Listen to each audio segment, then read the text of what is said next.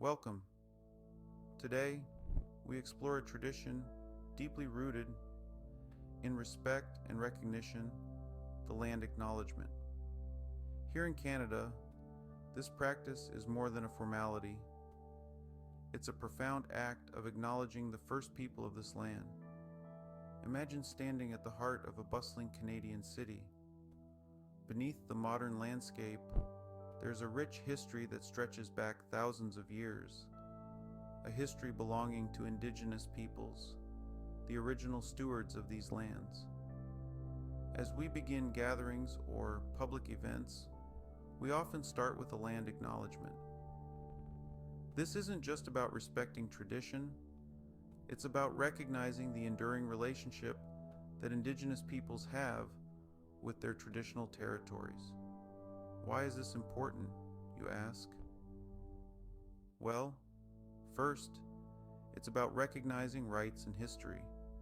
Land acknowledgements bring to light the historical presence and rights of Indigenous peoples, narratives that are often overshadowed by colonial histories. This recognition helps everyone appreciate the deep connection Indigenous peoples have with their land. But it doesn't stop at recognition. It's also about raising awareness and educating. Each acknowledgement serves as a reminder of the histories of displacement and colonization, as well as the resilience of Indigenous communities. It's a tool that helps us all understand the layered history that has shaped the land we now share. Moving towards reconciliation, these acknowledgements show respect for Indigenous peoples and foster relationships based on mutual respect and recognition. They are a step in acknowledging past harms and committing to a future that respects and incorporates Indigenous rights and perspectives. Acknowledging the land is also about respecting cultural protocols. It's an expression of gratitude to those whose territory we reside on, an important sign of respect that honors Indigenous people who have lived and worked on this land from time immemorial. Moreover, these acknowledgements encourage us to reflect on our practices and consider how we might contribute to ongoing colonial legacies. They prompt us to think about how we can move beyond acknowledgement towards actions that support Indigenous sovereignty and well-being. Lastly, when done properly, with engagement from Indigenous communities, these acknowledgements can help build meaningful relationships.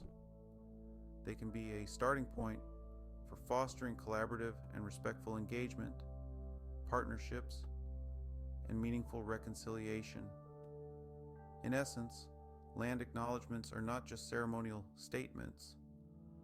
They are meaningful practices that contribute significantly to recognizing Indigenous rights, promoting Indigenous awareness, supporting reconciliation, respecting cultural protocols, encouraging reflective practice, and building respectful relationships.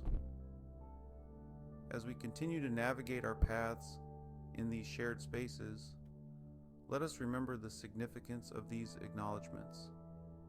They are fundamental in fostering an inclusive and respectful society where the history and rights of Indigenous peoples are not just recognized, but are celebrated and integrated into the narrative of what we now call Canada. Thank you for joining me in this reflection, and may we all carry forward the spirit of acknowledgement and respect. All my relations.